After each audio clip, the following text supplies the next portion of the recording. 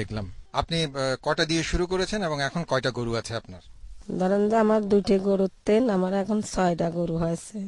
আমি দুধের পয়সা সংসারে খরচ করি, আর তার পেটে বাচ্চা হলে পরে সেইটাই দিয়ে আমি সংসারে 20,000 টাকা বছরের ডানি পড়ে।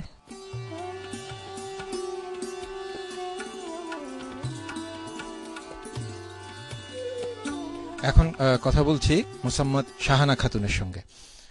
একটু বলেন তো আপনার এই যে গত কয়েক বছরে আপনি কি করলেন এবং এই যে নদীয় জীবনের কাজের মধ্য দিয়ে এবং কি পেয়েছেন, আপনি কি লাভ হয়েছে আপনার?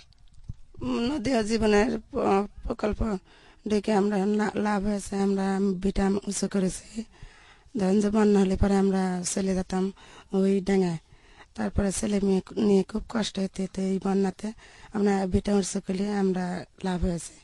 এই ভিটা উঁচু করে টাকা 3,000 টাকা পেয়েছিলাম। এই টাকা নিয়ে ধরেন পটলের মাছ 4 লাখে এই পটল বেচে ধরেন যে টাকা আছে ঘর তুলেছে। আবার এবার ধরেন 4 লাখে পটল মটল লাগাইছে।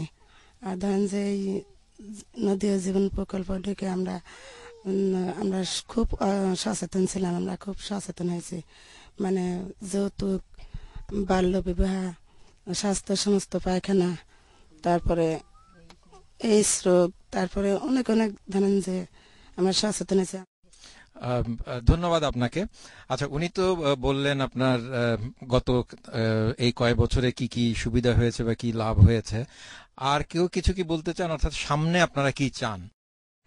আমাদের এখানে দরকার একটা ডাক্তার, একটা স্কুল, আর একটা সৌরবিদ্যুৎ। ডাক্তারের জন্য আমার অনেক কষ্ট হয়, একটা সালপালের অসুখ হলে অনেক দূরে যেতে হয়। এখানে যদি একটা ডাক্তার থাকতো তাহলে আর অনেক দূরে যেতে হতো না, হয়তো একজন ডেলিভারি